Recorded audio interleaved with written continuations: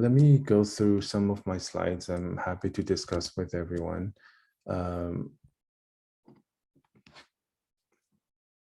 Okay, so I think we're talking about post bootcamp, right? After the bootcamp, I think everyone should keep learning. You know, data engineering field is evolving really fast, and you can't stop learning, because I feel like, you know, no boot camps will be able to cover everything. And then oftentimes the feedback we got was that we were trying to cover too much. So they're definitely, like, you know, the students will definitely need, some of you guys will definitely need to go back and review everything, right? But there are also at the same time new things you need to learn, or things we didn't get, things that, you know, didn't get covered. So I'd like you to pay attention to some of these latest trends, right? You may have heard about this. One thing is called modern data stack. It's really hard in the last 2-3 years. In cohort 3, we didn't really cover. Well, okay, first of all, you know, modern data stack, it sounds fancy, but it's all marketing pitch, right? But it is a trend right now. So a trend that you need to know. And what people mean by modern stack, like, because when you know, read those blog posts or tune into like a, you know, podcast, you'll hear you know, people saying, you know, modern data stack. It's pretty much 5 trend, right, plus Snowflake and DBT, right? But 5 trend can be replaced by Stitch Fix, right? Or by Airbyte. So if you want to go with the open source version, then Airbyte, right? So 5trend or Airbyte. So that's the modern data stack. What this means is that the small to medium sized companies, like, no, I think you need to know this, because you may end up working, you know, for very different companies, right? And companies have different belief. Some companies just like modern data stack approach, and some other organizations, they're you know, they're going with, like, you know, data lake approach, and the tools they use will be very different.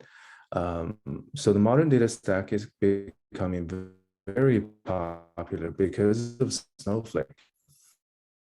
And there's like a small ecosystem built around Snowflake, because Snowflake solved one of the challenges, right? The traditional data warehouse technology cannot, you know, solve, which is it separates compute from storage, right? So it's extremely flexible. It also means that, you know, if the data is stored in S3, you can store like a lot of data in Snowflake while the cost is not that crazy, right? But over time, once you get locked into Snowflake, it's still going to be quite expensive. But overall, like it might be more, you know, less expensive than, for example, Redshift, and definitely more, you know, less expensive than some other data warehouse technologies, right? And because of that, a lot of companies would prefer to store a lot of their raw data and stage them directly in Snowflake, which means this is the ELT approach, right?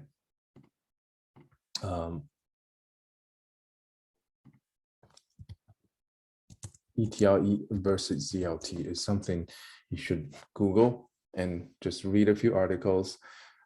You'll always hear and see, you know, different opinions. It's totally fine. It's the whole data engineering field, like, it's always, you know, people always, like, you know, it's a battlefield. People always like debate, right? Because there's so many different ways to achieve the same goal, and a lot of those benchmarks are misleading, because it's all, like, you know, supported by the vendors, and they will say Spark is faster. Some people say Snowflake is better. It doesn't matter. Like, you just need to learn from both sides, right? Because when you join a company, it doesn't really know, like, even though in general, maybe ELT is favored by more small companies. But if you join a large company, ETL makes total sense. Like, it makes more sense for banks, for example, because privacy concerns, regulation, right, is more important. So they don't want to load everything into a database first, unless you can do governance really, really well, right? So a lot of companies will have concern. They want the raw data to be controlled by less people, like maybe only IT, right, or some folks on IT side. So again, Google ETL versus ELT. I think you'll learn a lot, and then you'll hear this modern data stack, which is against ETL because they will say ETL is dying, right? And I think they had a good point there. Traditionally, the large organizations, they have a lot of data sources.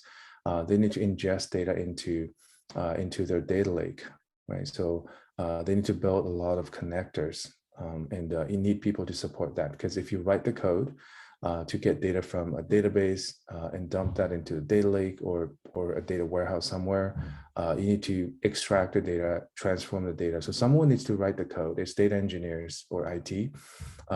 Same thing, but you write the code, you need to maintain it. So for smaller organizations or company that they use a lot of SaaS software, right? They use MailChimp, they use Salesforce, HubSpot, they use marketing tools.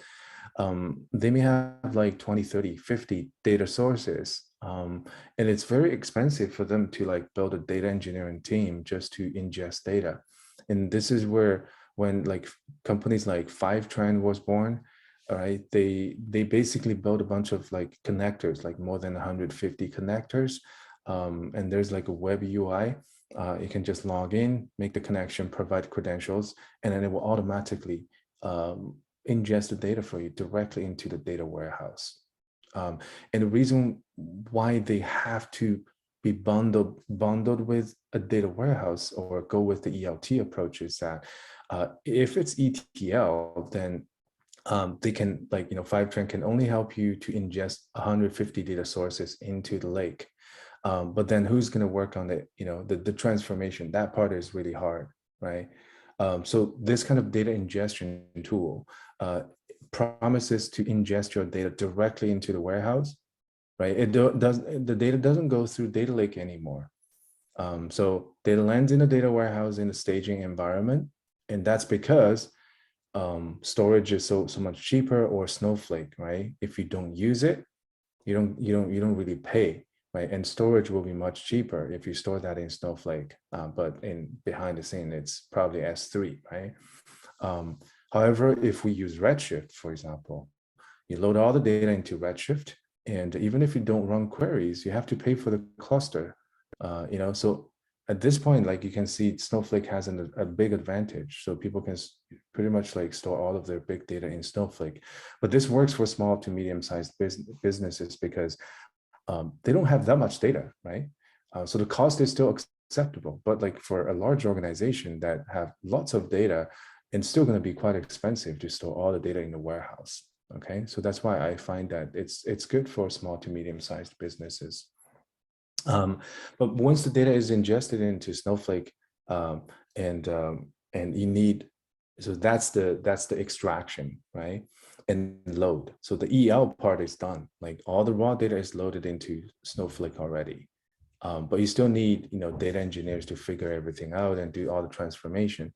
And recently, there's a new tool, open source project called DBT, the data build tool. I forgot if it's mentioned in this program.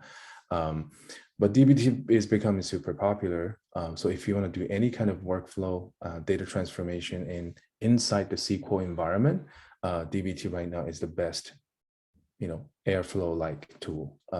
So it replaces Airflow in data warehouse. So it's sort of created for SQL, and Airflow is created for Python users, right? However, DBT right now, as of now, it only does this in a SQL environment. I heard that they're adding Python support. But if you would like to orchestrate a pipeline that involves, let's say, AWS Lambda, launching an EMR cluster, and triggering a DBT run, which means triggering your data warehouse transformation jobs and a couple of pipelines inside the Snowflake, right, to build your star schema, then at this point, you still need Airflow, right? So there got to be another orchestration tool that orchestrates everything. And DBT specializes in workflow, right, and data transformation inside a data warehouse. okay? So people often use Airflow and dbt in combination. But that is a pretty big trend, and there's conferences built around it, and there are a couple of pretty significant players supporting it, right? Fivetran, Snowflake, dbt. These are three different companies. They work pretty well together, and that's why a lot of the blog posts you read, right? It's written by these three companies. And it's quite interesting, but it's very appealing to small business. Like, for example, if WeCloudData would like to build a small data lake, right? We don't have big data, but we do use a lot of SaaS software like HubSpot, right? We use Zoom.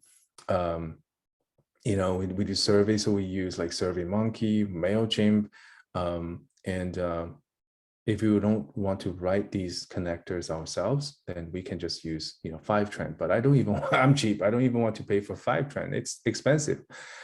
Then we can go with Airbyte, which is an open source replacement for Fivetran. And Airbyte got like 40 million investment already, so it's pretty cool. We recently started to explore Airbyte, and actually some students on the client project, in the client project program actually started to work on it.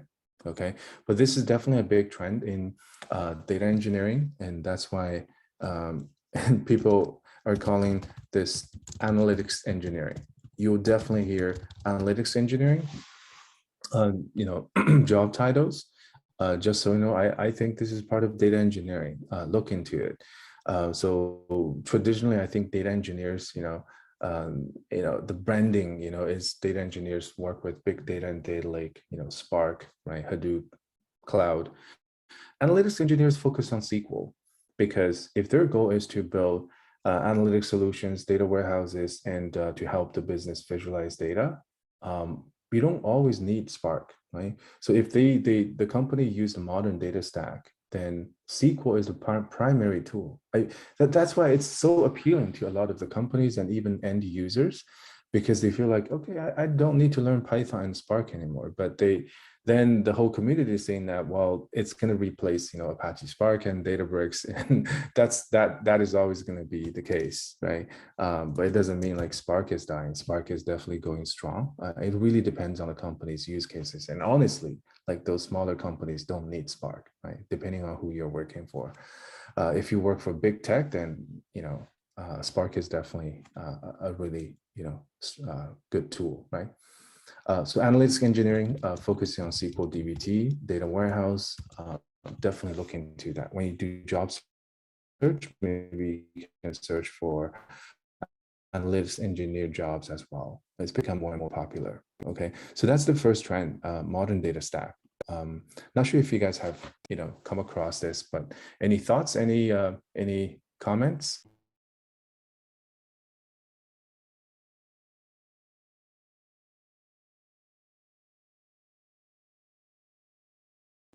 Okay, cool. And the next one is Lakehouse. I think you guys learned Lakehouse, right? I believe it was a hoodie that you guys learned from the instructor. It is a pretty big trend, and it's pioneered by Databricks, right? So Delta Lake, but then after Delta Lake, I think Apache Iceberg and Apache Hoodie also became pretty popular. And so I believe until recently, right, Delta Lake got open sourced. And they used to open source part of it, but I just heard that now it's pure open source, which is great for the community. But I think they do, because Spark itself is open source and Delta Lake, is partially open source. And that's why a lot of users actually start to use like Hoodie and Iceberg. They must have noticed this and made the changes. But right now, like I think Delta Lake, Hoodie and Iceberg, and again, it depends on the companies, and that's why you need data architect to help the company choose like the best tool. But I think all of these are awesome tools. Lakehouse is definitely going to be promising. Data Lake, didn't really fulfill its promise, right? So that's why Lakehouse is, I think it's just the next generation of the data lake. And so it combines, right, batch and streaming. I think the streaming data use cases will be more and more prominent in the future. So this is definitely a trend. I think you guys have learned this. Maybe you can read more articles just to understand more use cases. I know we teach from a pretty technical perspective. Okay. Another trend, reverse ETL. How many of you have heard about reverse ETL? Send a 1 if you have heard about it. 2 if not. Oops, sorry.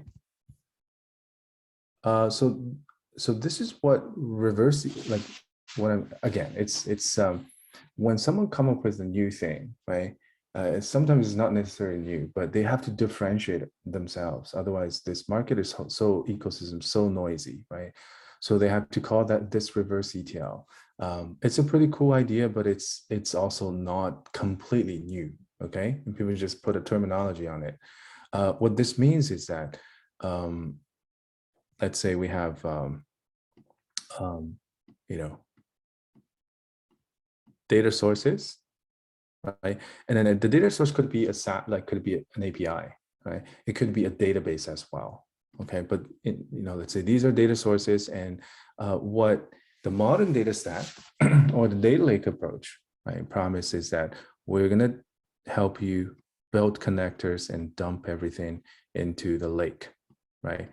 So typically what companies do is they hire engineers and work with, Kafka, Spark, right, to send all the data to data lake, okay? Or in a modern data stack, maybe they will work with tools like, for example, let's say, well, let's go with the open source Airbyte, okay? So now the connectors are built, created, and maintained by the open source community, right? So it's higher quality and you don't have to maintain it. It will be up to date, because a lot of the APIs, like the data source APIs, will change over time, right? So you have to pay attention. It always breaks, right? So this sort of alleviate the problem, and then data is ingested into the data lake, right? So, and then, or, in modern data stack, data will be loaded into the data warehouse, okay? Data warehouse. But the data scientists will be doing all kinds of analysis and building user profiles, right? Because the data warehouse can be used for reporting purpose. But companies will do further analysis on that and creating new data sets. And for example, for CRM, right, customer relationship management tools like HubSpot, the data actually sometimes need to be pushed back to the source, right? We're getting data from the source on the left-hand side, but a lot of times you actually need to send data back to the source. What I mean by that is, let's take Facebook for an example. So companies, like, after building the user profiles, they will do lookalike modeling. Let's say, let's say I take your email address, for example. We're not doing that yet, I would say.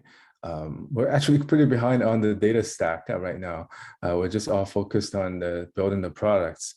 But let's say we have 100 data engineering students. I have all of your emails, right? But marketing, you need to get permissions and things like that, right? If we want to market to you. But Facebook allows, right, us to upload your email, but it's hashed, okay?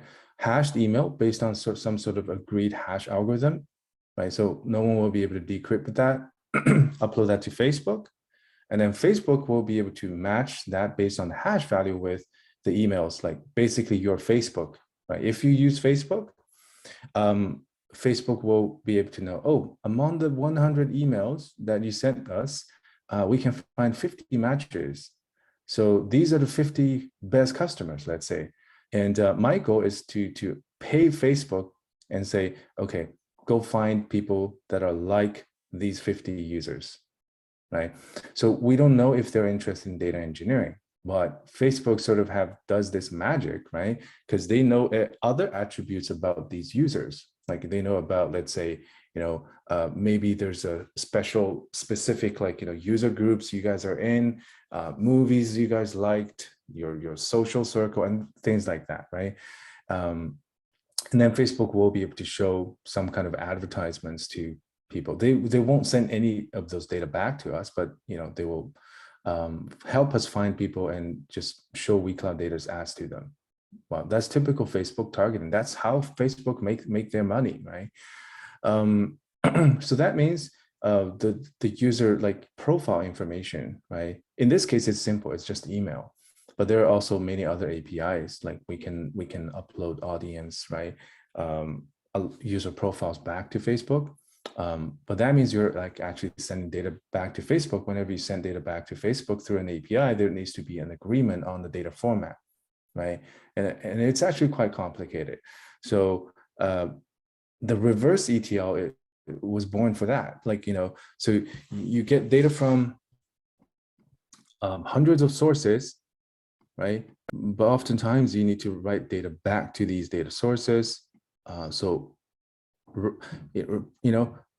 right now, the data engineers, right, working on the ETL, and after that ETL, loading the data into data warehouse, they probably need to do some other transformations, right? And then push the data back to the sources. Or sometimes it's really just pushing the data back to some sort of databases, operational databases as well. For example, user profile, right? If you don't have a lot of like data syncs, then it's fine. You can just maintain the code yourself, or it could be a SQL stored procedure if you write data directly back to the database. But if you're writing data to all kinds of APIs, SaaS APIs, it could be a lot of work. So this is where this reverse ETL thing come in, and right, just replace the manual work here, and then again, you just need to figure out how to work with those tools, similar to Airbyte, right? They provide connectors, and you can tell them specifically what column, which fields you would like to write to, and which table you would like to write to back to the CRM system. Which means if you have this end-to-end pipeline automated, right? You will have data collected from different different platforms, and dump that into data warehouse, do all the transformation, building user profiles, building some other useful things, and send it back to the source systems. Yeah, that's the end. This is the end-to-end stuff, right? Loading data and building a warehouse is not the end. And they're also like, you need to use it, right? So this sort of solves that last mile problem. It's called reverse ETL. Look into that. It's pretty big trend right now as well.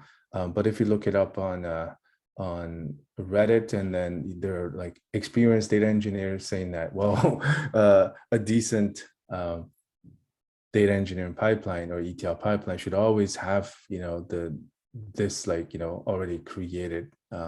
There's no big deal. It's really the same thing people have been doing for years, but now some people come out and here and then say, hey, let's call this reverse ETL, and then they start to sell their product, right? So there are a few things, product you can look into. There's something called High Touch, which is really popular right now because they write really good blog posts. So definitely check out hightouch.io's blog post. They will explain like modern data stack, ELT, reverse ETL. A big competitor is called Census, and there's also the Rudder stack that does both ELT and also the reverse ETL, which is partially open source, I believe.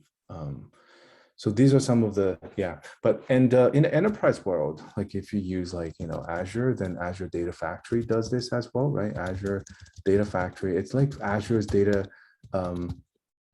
pipeline tool. It does it has a bunch of connectors, not as many as High Touch and Fivetran or Airbyte. So yeah, the speed they build new connectors is quite slow. They have 85 connectors. But on the reverse ETL side, I think only right now, Azure Data Factory can only write data back to like Microsoft, like SaaS software, like Dynamics and SQL Server, I think it works with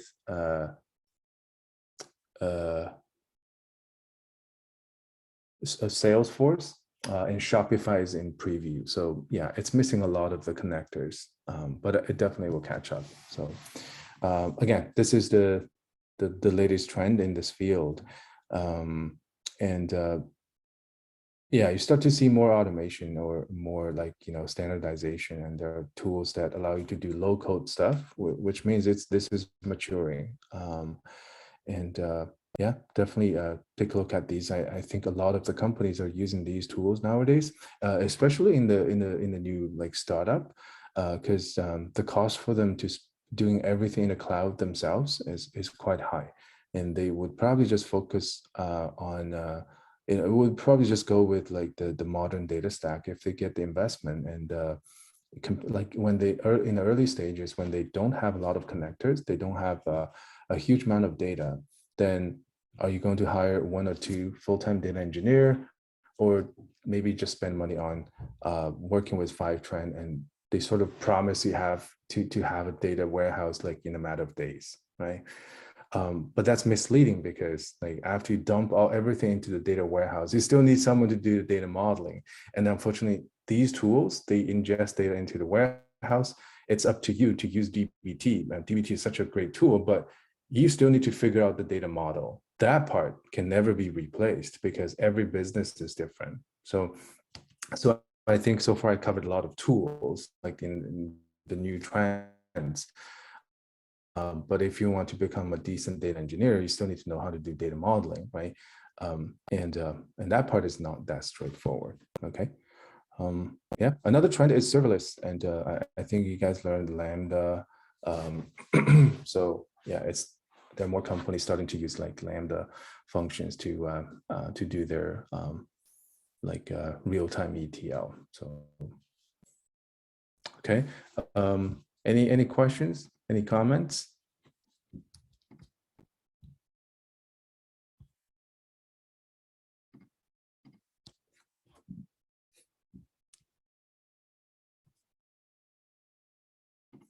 So I think have I shared this learning resource with everyone? I think I saved that to PDF and shared with you, but if not, let me know. I can resend that to you guys. So it's a collection of all the books, white papers and blog posts. This alone is overwhelming, but I think you should definitely like read more, because a lot of these are best practices, right? In terms of the books, I would really recommend Designing Data Intensive Applications. And it covers a lot of the big data stuff, and some really good design use cases. You can look into that. This is a quite technical book. And the Data Warehouse Toolkit book is obviously very old. And you can use that as a reference. I don't think you need to read the book, it's like 600-700 pages. And if you're interested in the lakehouse approach, there are 2 different types of data warehouse design philosophy, right? One is the star schema stuff, dimensional modeling by Kimball, and also there's one by Imman. Imman recently published a book, which is in collaboration with Databricks, I believe. So it's the lakehouse stuff. Definitely check out Imman's. I forgot the name of the book. I'll find that. It's free, so you can go to Databricks website and download that. So that was quite interesting. But it's a book you should definitely check out. Okay, and for I don't think we will have much time to read so many books. I collected a lot of books. I barely finished them. So if there's one I would recommend, it's Designing the Data Intensive Applications. Take a look at it. There are a lot of books from like Manning and some other publishers. So they have like a GitHub. So they have a lot of practical like code scripts. Use them as a reference.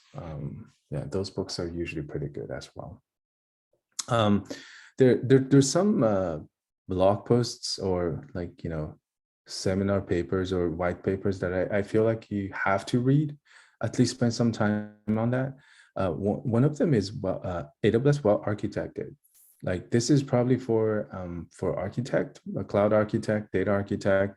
But I think as data engineers, you need to read some of these, or at least read the high level one, right? Well architected framework. I'll show you.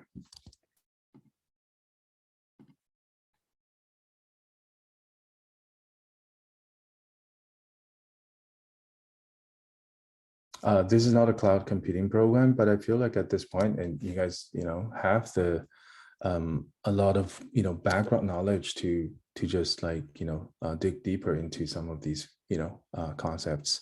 But the well architected framework. So first of all, AWS philosophy, right, is they provide best framework, and it's up to the end users to adopt the best practices, right? They're not going to tell you, oh, you should do it this way, right? Which means, oftentimes, like when it comes to security, like they provide all the capabilities, but you still need to make sure that you follow the best practices, right? So they talk about some of these, things in this article, okay? Operational excellence, right? Security. So take a look at this, and then I think this is definitely worth reading because it touches on many different components or parts, of AWS services. And they also have industry specific ones. Like I believe they have AWS well architected for banking industry. They also, for example, they have the data analytics lens. They call that. Like, there are a couple of like AWS like whatever lens related white paper. Look into that. Let's take a look at this.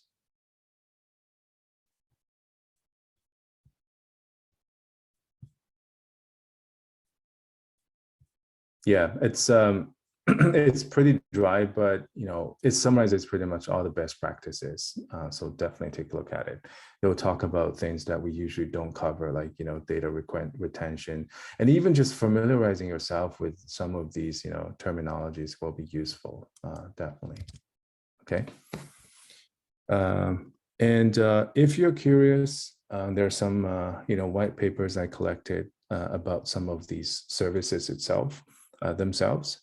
So for example, so it sort of covers, just like the Apache Spark related papers, they sort of cover how things work under the hood, right? So unfortunately, how S3 works is always mysterious. There's no formal documentation on that. Wikipedia does have a little bit information on that. If you're into like DynamoDB, how NoSQL works, right? This is the first two, one of the first two NoSQL databases out there. So you can read the paper published by Amazon, and their CTO's blog is always fun to read. It has a lot of good insight. Definitely take a look at it. Okay. And if you're going for a big data engineer, whatever job interview, it might be worth it to read some of these paper. But these are probably the best, source of truth, right? If you want to understand how, let's say, Spark SQL works, let's say. These are the paper before they open source, Spark SQL, for example. Because I think the Databricks folks are all from UC Berkeley. That's why they like to write this kind of white paper. So it has like the design philosophy, why they do it this way, and all the lower level details. You can find them here. And then another good source of information is just the YouTube conference videos that come with these. And it explains like the practical use cases, or if they have like nice presentations to discuss some of these, but you can find all the truth here. That's how they design the whole thing. Yeah. Okay. Okay. Don't want to overwhelm everyone, but you should definitely check out some of these blog posts. I know you don't have time to go through the historical posts, and sometimes when you Google, you stumble upon some of these posts. And actually a lot of these companies use Medium. So maybe you just go to Medium and find like Netflix, engineering or Airbnb tech blogs. I believe a lot of these are Medium. Yeah. So these companies have like engineering blogs. And you just need to go find like, oh, they have like, for example, Superset. So just follow them, right? Whenever they have new articles or new blog posts, then you can read them. You get email notification, for example. I really like some of these, like the Uber engineering blog is really, really awesome. And Lyft is pretty good as well. But yeah, all of them are great. I mean, yeah. And there are also some like, communities and forums. Reddit, definitely check it out. There's a data engineering channel, whatever subreddit on Reddit, which is pretty awesome. I enjoy reading the comments better because there are a lot of people debating, and a lot of them are very seasoned, very experienced people who like spending time on Reddit, and sometimes you just learn from them. Okay. Oh, this is probably the best resources for like AWS related resources. They have AWS workshops. I believe it was shared by one of the students, and I just took note on it. But they have a lot of practical, let's say AWS Glue. So they have Glue. Looks like they only have one Glue workshops, but if you click on it, and they have step-by-step like lab guides. I feel like this is really good, resources. Okay, if you're learning something new about AWS, I would say the first thing you want to do is just check if they have a workshop, like whatever tutorial, on this website. It's pretty good. Okay. Sure. Sorry. Can you, just really quick, can you send that PDF again of the resources? I had it, but then I think it's corrupted. I'm trying to open it. I'll save this again, and I'll send it to you guys. Thank you. Cool. And then YouTube and conferences. I highly recommend some of these. Databricks has 1 to 2 events every year. They made it free. It's online event. So go check it out. And I think they made some of the all of their conference recordings are on YouTube. So yeah, just search like Databricks data and AI on YouTube. You'll find all the presentations, right? But they also have specific workshops, which is not very expensive, like $200 or $400. So you will be able to attend some really decent workshops, and those are usually very hands-on. Okay. AWS reInvent conference. If you want to learn more about AWS, this is probably the best place you can find a decent presentation, right? Because it's all either presented by people from those AWS users or the internal experts. So they have different levels, right? They have the 400 series, and 300 series is usually really good. It's already pretty deep. And I like to search for like, let's say DynamoDB or Redshift deep dive, right? Where they cover more like, how things work under the hood. They usually also introduce like new trends and stuff.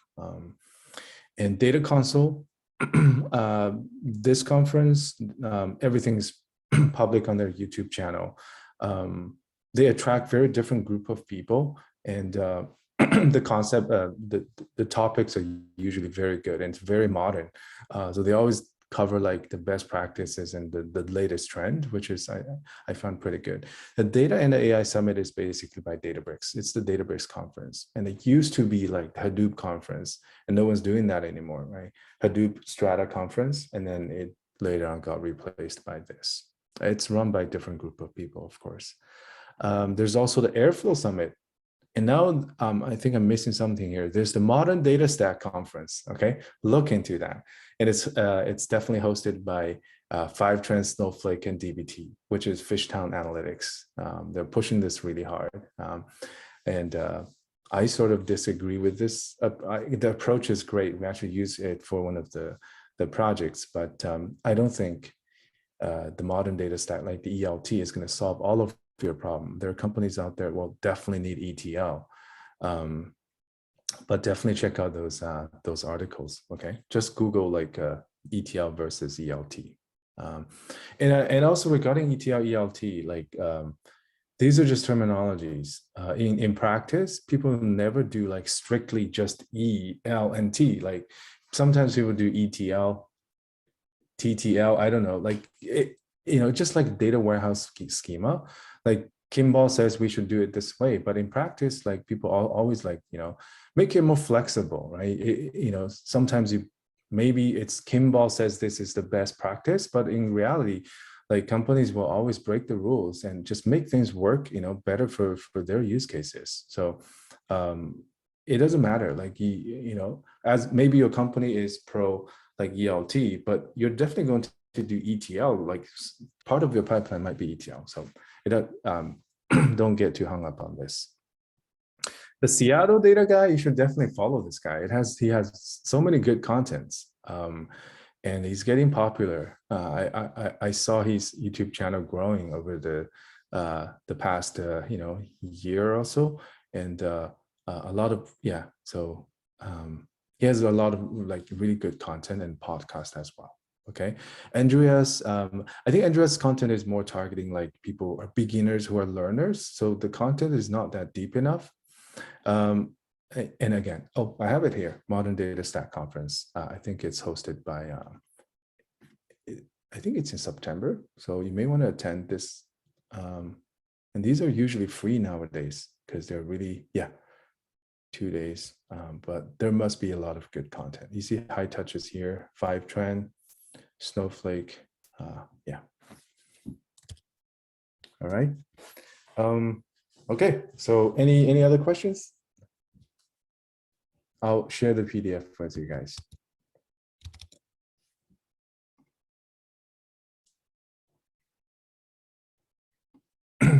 All right, let's move on. And so we need to keep learning, but I think one of the priorities you need to give yourself is just work on the resume, because sometimes job opportunities will pop up. We don't want to do that last minute, because resume, we need to take an iterative approach to improving our resume. Because usually the first time is, it's going to look ugly. You may think it's good, but when you ask for feedback, people give you a lot of suggestions, right? And then you have a version 1, you start using it for job application, then maybe you don't hear back, and then and then you have to modify your resume, right? So everyone's background is different. Like even though you all have the same projects on the resume, I feel like sometimes like some students are going to get a lot of interviews, but some students don't get interviews. So that means you need to tailor your resume, okay? Because that's like, the resume is the most important part in job search, like, because you need to get noticed first, right? But if you already have like years of experience, then I don't think that's a problem. Like after you update the resume, you'll get contacted by a lot of recruiters, right? But if you're doing career switch, I mean, you haven't really worked in data field before, then like resume is really important. Okay. So you guys will have a career mentor. I think Eric Zen will be connecting everyone with WeCareer. You can go to wecareer.ai, but right now for it's income sharing based, but for alumni, right, you guys don't have to pay for the service. So we pair you with a career mentor who will help you to give you suggestions on resume, and I think they will be most useful in giving suggestions on resume, and also at the end, when you get interviews, they might be helping you with mock interviews and give you some suggestions before you go to the interview. So mentor can be really helpful. Some students, but honestly, some students find it super helpful. Some students think it's so-so. It really depends on the mentor, but also depends on your background. Sometimes the student's background is strong enough, and the students are very technical, then they just go to the interviews and try and fail a couple of times, and they get the jobs. And sometimes students get jobs like right away. So it doesn't mean mentor is always going to play a key role.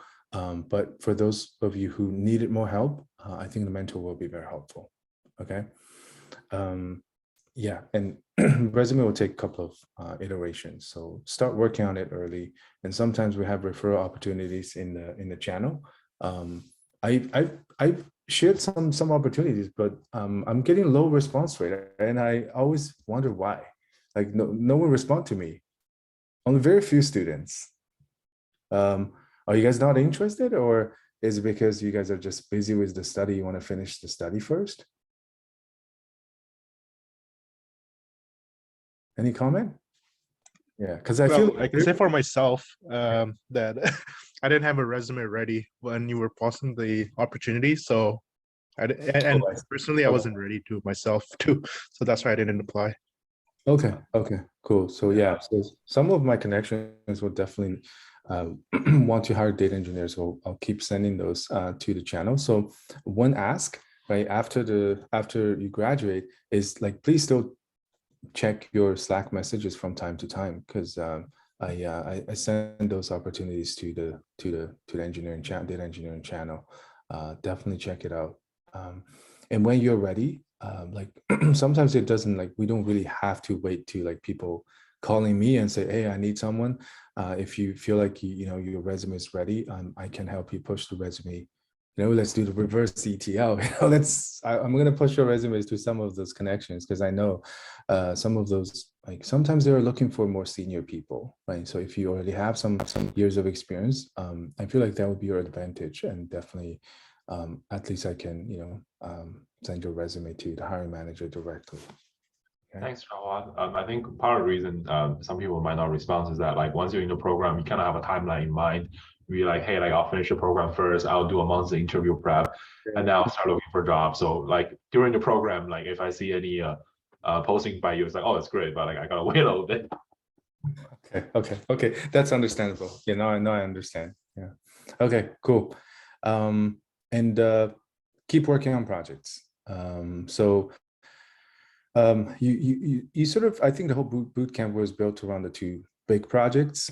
You definitely need to polish them, right, to make them interview ready.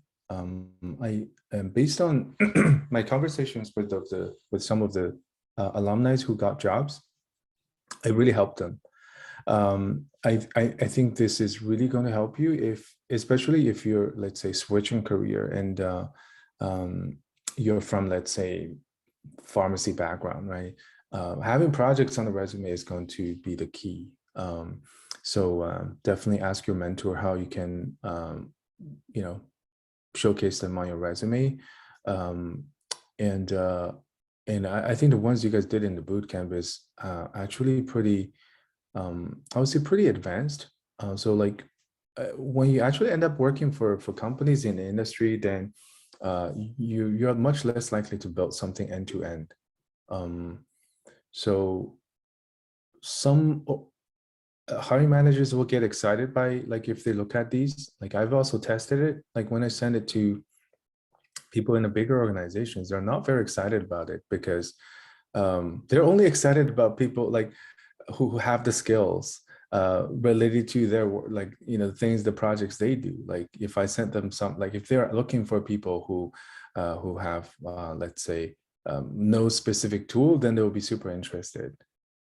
But like when the student work on something end to end, if it's not the tools they use, they'll be less interested. I've tested this, but there are also hiring managers, like especially in startups, they'll be quite keen because they definitely see the value in it. So definitely polish your projects and see if you can publish, blog posts.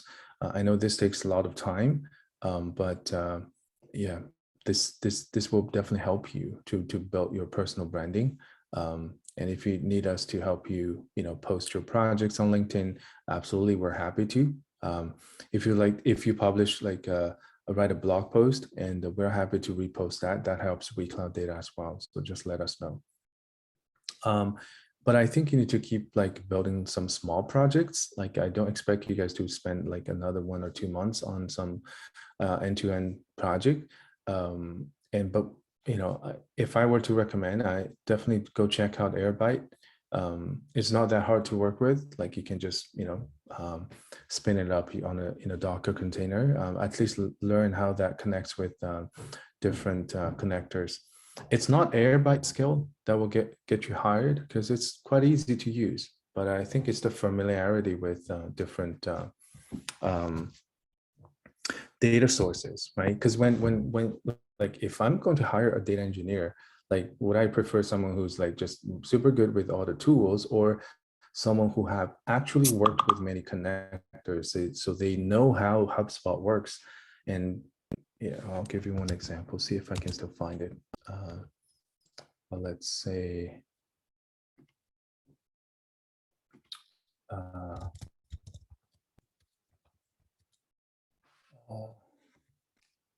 what's the right keyword? Let's go Fivetran. Right. So recently we've been working on a project that has, you know, the client has Salesforce as one of the data sources. So we're not very familiar with Salesforce. And just Googled around and we found this, which one is it? Maybe it's this one. Yeah, the ERD. So again, Fivetran, right, is that ELT tool, right? It helps company ingest all data. So they have a lot of connectors, as you can see, like on the left-hand side, right? They pre-built this for you. But working with these data sources, like it's not just about Airbyte and all the, you know, configurations in Fivetran. It's more about like, okay, after you ingest all of these data into your warehouse, it end up being like so many tables. This is like the ERD, high-level ERD of Salesforce, right? And you can tell that someone has the experience because they actually not only worked with Fivetran, but they have to deal with all of these tables. I know it's hard, like you know, if you don't work on this kind of project, then you will never have the experience. But my recommendation would be familiarize yourself with, like, you know, let's say most of the companies will need to have a Salesforce, right? They need to have sales team, whether it's B2B or B2C, right? So just take this and try to understand, like, what are some of the key tables and how these tables are linked together. I mean, Salesforce got to be the best practice, right? So you have, like, you know, sales leads, okay? Sales contact, yeah, you have marketing campaigns, and read more about it, right? Sales emails, and there's, you know, there's sales related, events related, right? There's support and some other stuff. And read more about these data models. I'm sure you can Google and find something. And that will definitely help you. And then I would say sales, try to understand, like, the marketing campaign. Right, for example, you can search like the MailChimp, for example, MailChimp data model or ERD, right? So because when you work with Fivetran, when you ingest the data into Snowflake, it ends up being like 50 different tables. And as a data engineer, you need to work on the next step, which is, okay, how do we figure these out? And how do we go from the ERD and build a star schema, right? Or we build a flat table, right? The ELT world, people like to build a flat table. So they denormalize most of the things, right? So look into that. That sort of will help give you some idea, like, or you go, if the job description says, you know, you need some data modeling experience, you can look into some of these. Okay. So that's the, yeah, just add some smaller projects, right? Using Airbyte. You can look into DBT and Snowflake if DBT has like a DBT whatever university. So the courses are free. So try to learn DBT. It will definitely help you if you want to become analytics engineer or, you know, data engineers in some. So yeah. So I think when you start to look for jobs, you will notice that some companies, obviously, like you can tell from the job description, the data stack they use.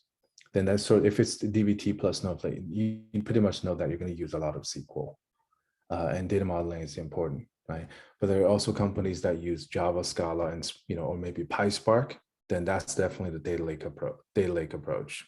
I think these are the two main approach.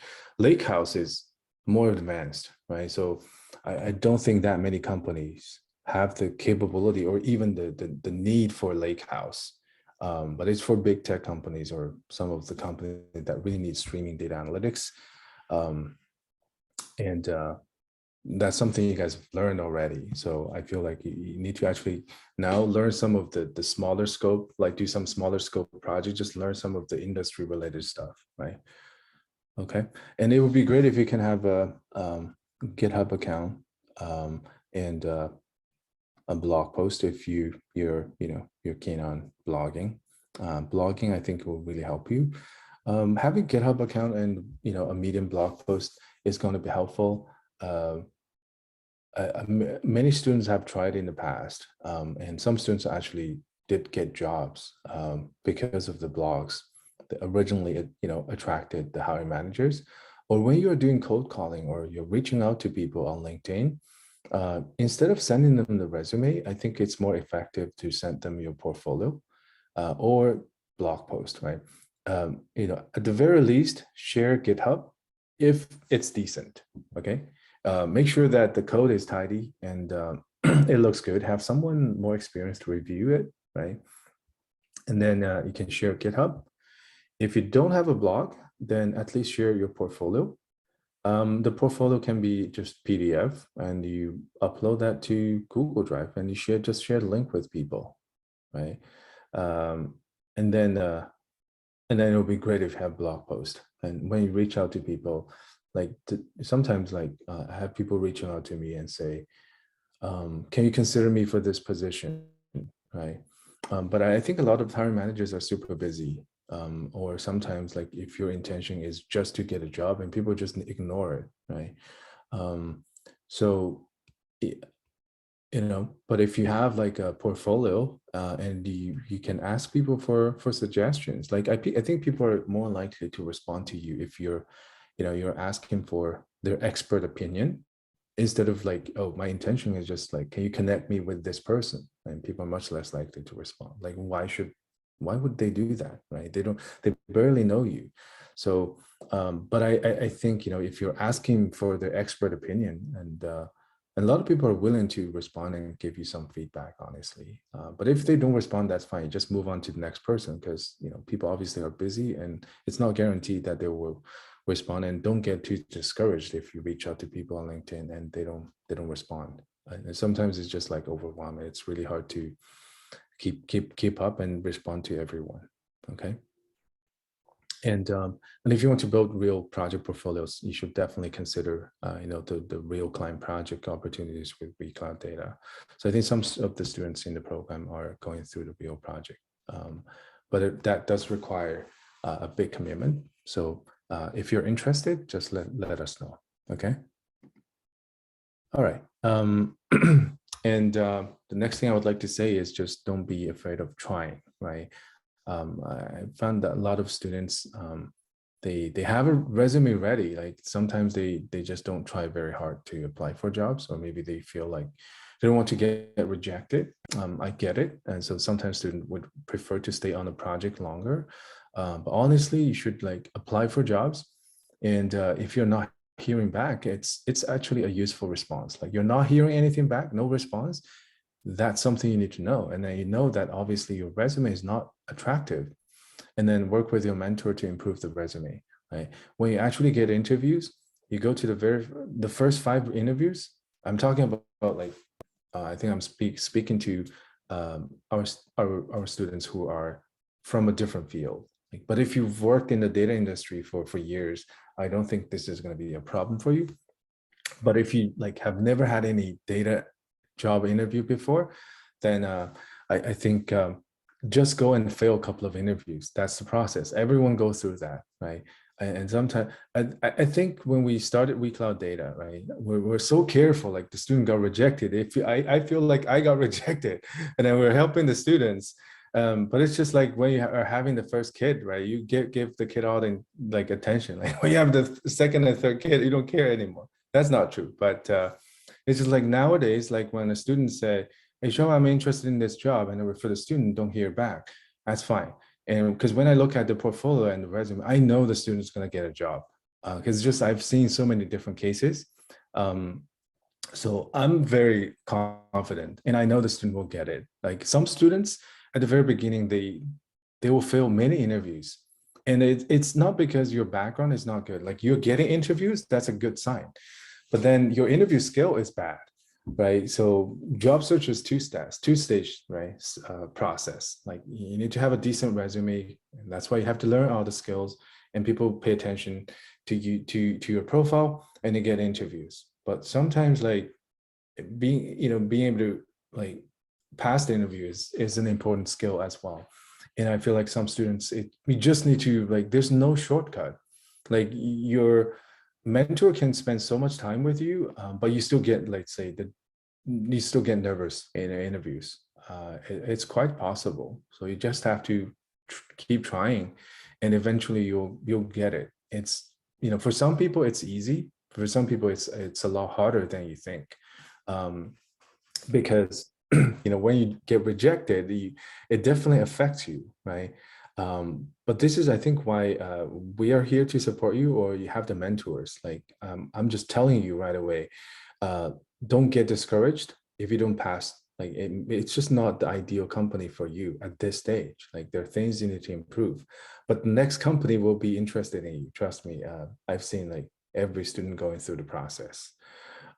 So you should definitely be confident, and whatever you've learned, your skills are pretty good. Like if you just review all the material and polishing your projects, I think you definitely have the skills, and even more skills, right, than what's required for most of the jobs out there. But one thing we can help you is that you need to improve your coding skills, right? But there are companies that require like lead code and stuff. That's something we cannot get around, right? So but I think for data engineering, you don't see a lot of lead code test, because it makes much more sense to test you on SQL and Python instead of like just data structure. Because when you go to YouTube and find some of those job search tips and stuff, people recommend lead code. And those are the people in the Silicon Valley, honestly. The big tech company, it's not that they actually want you to do data structure. You barely use it. It's because it's super competitive. And if they receive like 500 like resume applicants, there's no way they can sift through all the resumes. And they know like if they rely too much on the resume, they're going to miss out on some of the good candidates. And that's why they let you do the lead code first. And unfortunately, like lead code is easy and easier to automate, right? Because there are online platforms that can assess your, but like if you ask everyone to do a project, right, to show like if they can get something done, then it's incredibly hard to scale. Like who's going to, the hiring managers are not going to have the time to review what you did. And that's why, they let more people in, right? But they have to pass the coding test. And then they pick a few of them and maybe, give you a data engineering challenge. But this is not very common, honestly. You might come across some Python and algorithm, whatever, data structure test. But that's more for like software engineer and developer jobs. For data engineering, I think, getting tested on SQL. So definitely it is more often like So definitely work on your SQL skills and Python programming as well. Okay, I see there's a question.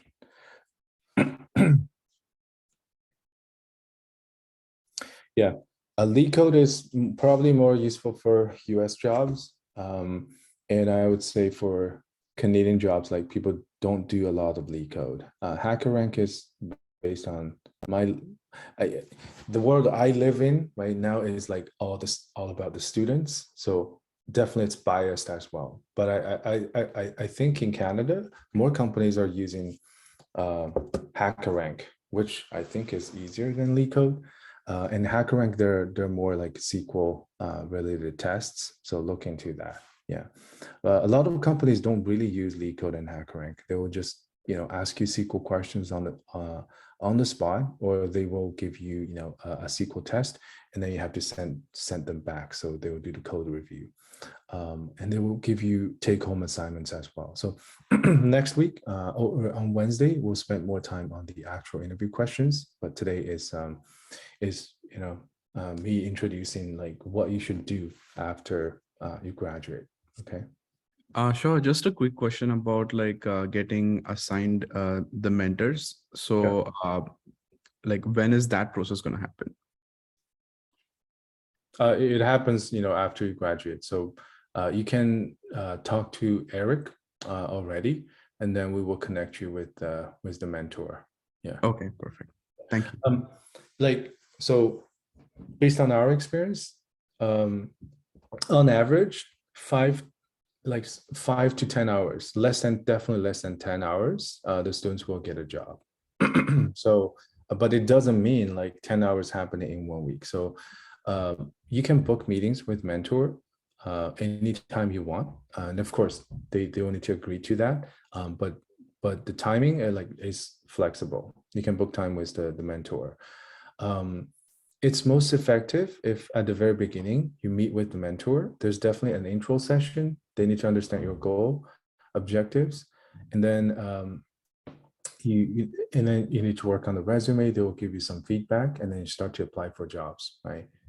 And you don't need like many sessions just to go through the resume. And sometimes things like some students will say that, oh, my meeting with my mentor becomes repetitive because there's not much to discuss anymore. Right. So I feel like when you're working on the resume, mentors will be very helpful. And then you start to apply for jobs, right? And when you actually get an interview, I think that's when mentor will be helpful again. So do the mock interviews and stuff, but usually 5 to 10 hours. But we booked 20 hours for every student, which is like people barely go over 20 hours. So yeah, that's, but you can start booking time with the mentor right away. So Eric can help you connect with a mentor. Okay. Perfect. Will do. I mean, just so you know, like me and Eric, we're always here. You can always send your resume to us. Even when I get busy, at least I can take a quick look at it and give you some feedback. So don't be shy. Don't be afraid of asking.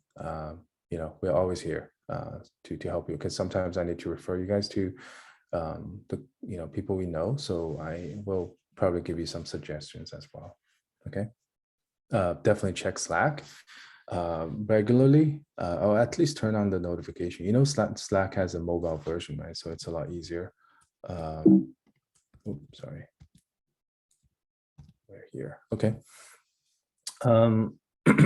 I think once you have an interview, you should definitely let your mentor know, right? So we can give you some suggestions. Always keep your mentor in the loop, so they know how to help you. Yeah, definitely leverage this service. Okay. Any questions about this?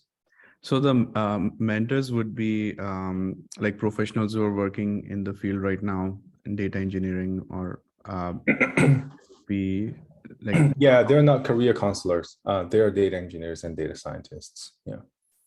Perfect. Some of them are very experienced. Yeah. I personally, here's my experience. I might be biased. We, at the beginning of WeCareer, we just through personal connections, like we had mentors who are like directors and VPs, but I find that they're not the best mentor. Like they can give you very high level suggestion, but interviews sometimes for data engineers very technical. Your mentor is not going to do the work for you, but like you need someone who has gone through job search process in the last 3 years, so they actually can give you tips.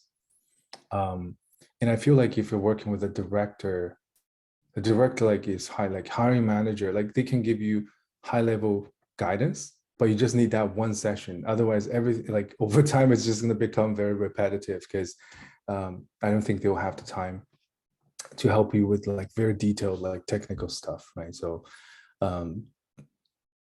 that would be my suggestion. But yeah, we will assign mentors to you. So we are keen on hearing feedback from you as well. Okay. Always leverage your Slack channel. I think we're all here to help each other. So I hope the channel doesn't die like after you guys graduate. Like I will send job referral opportunities there, but like if you, let's say, have like a take-home assignment, you can ask in the channel, right? We're not going to do the work for you, but at least before you start to work on a take-home assignment, I'm happy to take a look at it and give you some very high-level guidance just to make sure you're on the right track. But I can't write code for you, right? But if it's lead code and you're doing live testing, we can't help you because you will need to earn the job, right? But I feel like take-home assignment, if you need some suggestions, happy to help you because it's just the last mile, right? We're here to support you, okay? Yeah, so full-time students, I think some of you already have been working on the project. Some of you have not started. So definitely let us know and get started on the project as soon as possible and continue to work on the project until you get a job because that's going to help you a lot on your resume. It's going to show Beam data. And once you have the real experience, I think the client or hiring manager will definitely be more interested in like what you actually did on the project instead of the portfolio project. Okay, but working on a real project does need you to commit some time and you need to be able to produce results. Okay, and we can help you with the reference check as well. So for full-time students, please continue to work on the project and when you actually are starting to get I think your project managers, like we're happy to help you review the resume, at least like the project part, right, to help you frame that better.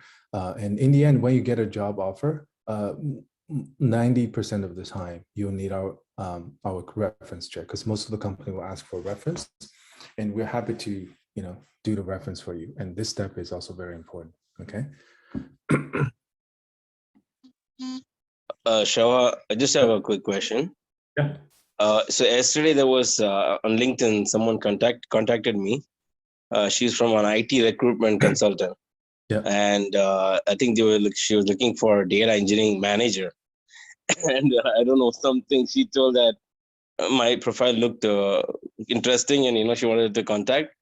And then I told, okay, I'm ready for the next week. And then she says, okay, this job requires to be in Canada. And I said, okay, I'm from Dubai.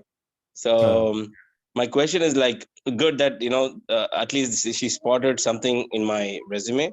Oh, sorry, on the LinkedIn profile that was like towards data engineering manager because I have some managerial experience as well, right? So, but at the same time, I'm also curious that being in Dubai, and I'm the only person, a little far off, and having a mentor from this side also could help. But I'm preparing for, I'm preparing for the best. So I know that when it comes to the data field, the West is always in front of Dubai also, So in that sense, or maybe, on the East, like you have China or Singapore, who are doing good as well. But I'm just like curious, like, can we have mentors like in that aspect so that if I want to refer, because I saw I was through an interview last 2 weeks back and it wasn't that technical. But then, like I didn't feel that I was the right match, for a senior data engineer role. It was through a reference anyway. So just curious. Yeah. Yeah. So I think, well, it's good that you're getting noticed. That's great, even for manager's position. So I think that your past experience, data analytics experience and the Barry Jackson project definitely helped you. Yeah. You know what? Like, we need to find some mentors. I'm taking some notes here. But we can actually go find some mentors. We can, or if you can do LinkedIn search, like I'm not sure if but I think on LinkedIn everyone use English. So if you can find some mentors on LinkedIn in your region, let me know, and I'll reach out to them and say, hey, we want to pay you to become the mentor. Okay. How about that? You let me know, and I will. Yeah, I'll let you know because we don't have a presence. So right now we don't have anyone. But then I really want to be prepared to the level. I mean, as I told you, right? From whatever you're picking, like I think they must have more in my opinion, like, because I'm seeing the kind of, the differences in the market. A lot of work going on in the West, So I think, yeah, I'll gain a lot of technical knowledge from the mentors in that side, but from the way to crack a job, because I'm coming from a field to another field.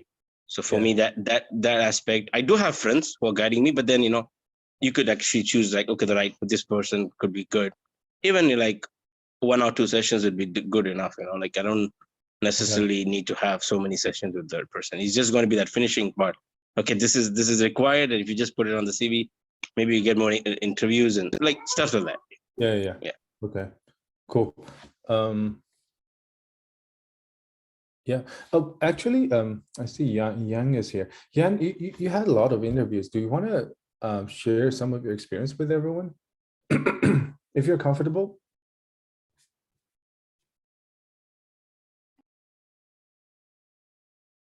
Hey, Yang, are you around? He's not around. Okay. Yeah. So Yang has been recently working on projects, and I noticed that he had quite a few interviews. But if you guys can reach out to him, I guess to ask him, like, if he has any suggestions as well. Okay. But I think once you start to search for a job, everyone's going to get a lot of interviews. Certification. I honestly, I don't think certification is going to help you that much. But if you are interested in getting certified and you have like additional, like extra energy to do that, then, AWS has Cloud Solution Architect. They also have data analytics ones, but I think Solution Architect is definitely one of the best certifications to go after. That does require more experience with the cloud, but it can go with the associate level and later on become the professional solution architect. So in the future, it can become a cloud architect or data architect as well. That's something I would recommend. Like Databricks also has some certification. I personally don't think it's necessary to get Spark certified. Like, I think when you do interviews, company will do the coding test, so they know you can code. They care more about like your experience building pipelines and doing troubleshooting and stuff like that. They don't really necessarily like, ask for like a Spark certification. So yeah, the project you've worked on is probably more important and your past experience. So that's just my take. But if you really are interested in doing that, then Solution Architect is really good one. But AWS has different streams. They have DevOps, they have cyber, they have security, right? And there's the solution architect and also developer. Among the four, and security, I don't think you need to focus on security unless you're interested. DevOps is also kind of different. It's close to data engineering, but I would say solution architect is going to add the most value because a lot of companies are moving to the cloud.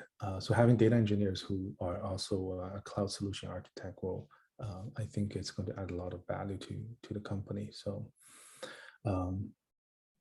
yeah, be ready to wear multiple hats, like depending on the companies you work for. If you work for a really large organization, the things you do will be more siloed. But if you go work for a startup and smaller organizations, the more you know, the more important you will be, and you might be working on different things. I was having a screening, like admission, like whatever screening call with the potential student from Facebook, and he's not a full-time.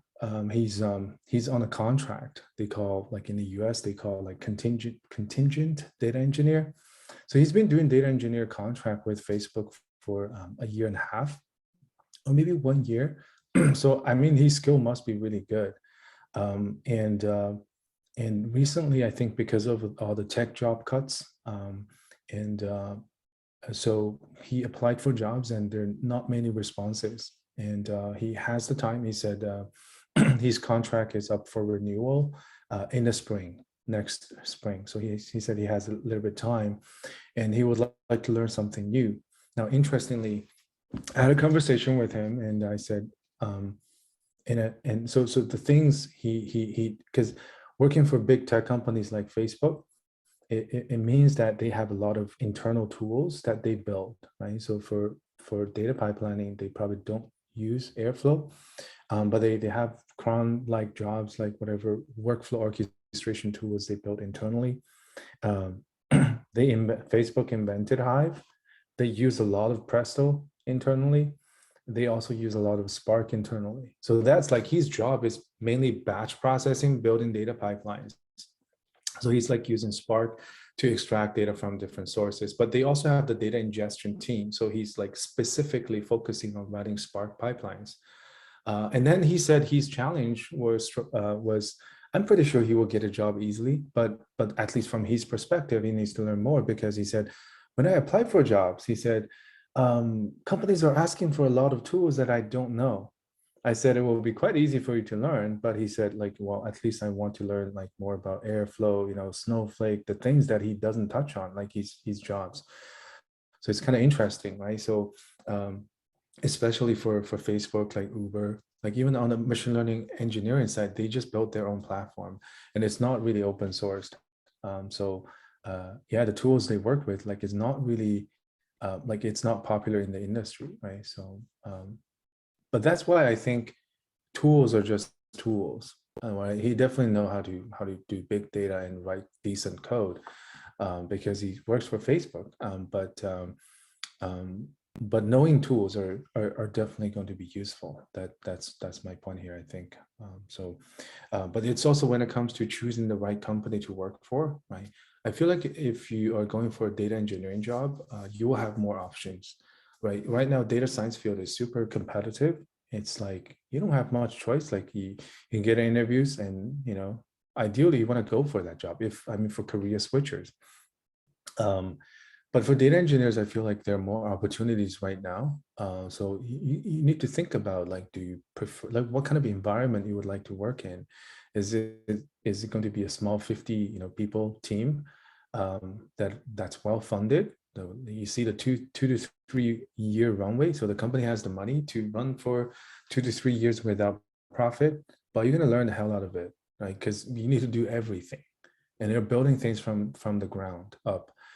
That could be exciting for some people, but maybe for some other students, they don't really enjoy that. They might prefer a data engineering job in a big company, let's say in a bank, or in Loblaw Digital. It's also really decent jobs, right? So there's no, like, we're not comparing jobs here. It's really just finding the right fit, right? But you need to know, like, for different types of companies, there's different work culture. And some people, you'll thrive in some, and you may not like some other environments. That's something you need to decide for yourself. And by reading the job description, you can pretty much tell, like, because what tool stack they use, you can sort of just guess what kind of environment it is, right? So yeah, so that would be my my last recommendation here, I guess. And then just do more coding practice. I wouldn't spend like 50% of my time on LeetCode. Honestly, data engineering jobs, the most important thing is just SQL and Python. SQL is probably even more important. So definitely look into more, like, do more SQL related, tests. But again, if you're applying for a big tech company, then LeetCode is probably still necessary. I would also recommend system design. Recently, a system design guy, I call him the system design guy because he's so awesome. He quit his Twitter job. Well, let me see, system design books. Let's see. Yeah, this guy. This is his new, this is a new book. But Alex, he's so awesome. And this San Lam is also really cool. Like, you should definitely follow them on YouTube. So just follow Alex. I'm pretty sure you can find that. This is really good book, and their introduction to some of the system design stuff is really awesome. Some of the animation is so cool. A lot of experienced, data engineers and computer scientists follow them as well. Even if you're not into system design, I feel like you need to learn something about it. It's definitely going to help you in your career. So they have this is system design interview questions, but they have a lot. It's built around like different case studies, like how to build YouTube, how to build like TikTok and things like that. So check it out. Highly recommend it. Yeah. Anything else? Showa, Yeah. just a question about your recommendation about strengthening Python skills. My Python experience has only been from WeCloudData, so I did the pre-bootcamp stuff and doing the quiz and all that. But in terms of just kind of strengthening Python from a data engineering perspective, like Python material focused for specifically data engineers or data analysts, do you have any suggestions? Because it'd be great if I could just focus on something like that, if there is something available, or if there is something that you know of. You know what? That's a good question. So I can write something down and share with you guys. So just off the top, I would say there's Python programming part, right? So you can touch on like the lead code. You can do the lead code style. So like algorithms and data structure. I wouldn't recommend that unless the job again. So if you're applying for big tech jobs, then you need to do lead code. But actually, there are way more data engineer jobs that are not from those big tech, right? So in that case, you should focus on how to use Python to manipulate data. So the basic data structure, like the dictionaries, right? Python list, set. I think these are important. Sometimes they can give you like a very simple data set and ask you to write some code. But getting very familiar with, like, familiarize yourself with pandas, because for companies, I've seen a lot of companies just using pandas to do data engineering, because you need a higher level of abstraction just to do the joins and aggregation. And pandas is good if the company's data is not very big. And if the data set is big, then you use Spark, right? Spark has PySpark data frame as well. So I feel like you need to get very familiar with Spark, like the data frame API, which means you need to practice things like, join, aggregation, a merging data set, and also the window function, right? Which is also important. So whatever you do in SQL, right, see if you can implement that in data frame, and I think you'll be good. And of course, you need some practical practice, and I would highly recommend doing some web scraping, because as data engineers, you're oftentimes like, so like where does data come from? You're either getting data from SQL, right? I'll write this down for you guys. So at least know how to use Python to work with, like, SQL Alchemy to retrieve data from a database, because there are companies that build data pipelines and they use Python, right? They're Python shop. Then you're probably more likely to manipulate SQL in Python. Like, it just basically you're using Python API to call the SQL API, like run the SQL queries in database, right? But you're going to be working with a Python API and do the transformation, and that's part of your Airflow, pipeline, right?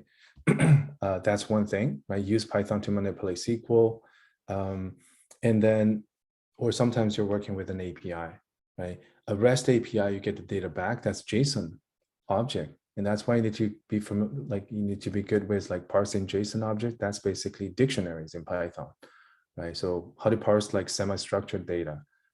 So work with an API, then you need to know how to parse it. So that's data dictionaries. And of course, you need to work with lists and stuff as well. And then do some web scraping, because that allows you to work with HTML.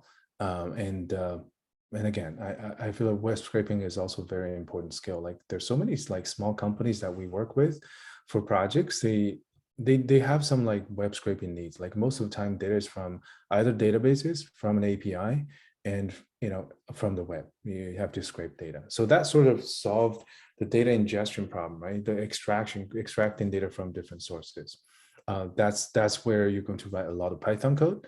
And then Airflow, right? Writing Airflow. But I feel like Airflow, once you know how it works, like it's not that hard, right? So you don't write a ton of Python code. But if you want to extend it, you need to understand the object-oriented programming. So that's like, Python classes and modules, okay? That and then of course, when the data is in the data lake, when you actually start to process the data, then that's the data frame API.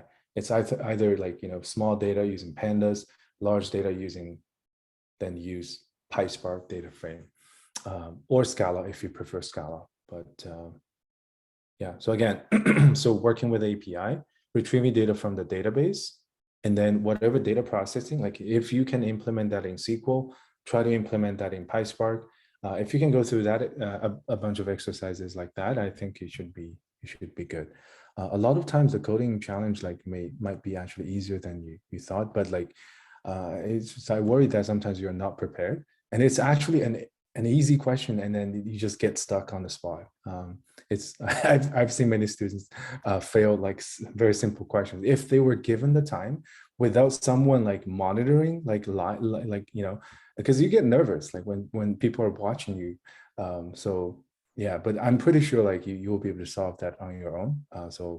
I think one good thing about HackerRank practice is that there's like a timer, right? They give you like 5 minutes. So sort of you have to give yourself a little bit pressure, do some exercises, because sometimes some companies will want to do like a live coding session, which means you're going to share a screen. They will watch you code. So that part might be annoying to some people because, you know, you're pretty sure that you can solve that just on your own. But when someone's watching you, you get super uncomfortable. You need to get used to that. So, you know, just you have try that on HackerRank. And there are not many ways to practice that, I guess. You just have to go to different interviews and you'll get used to it. Yeah.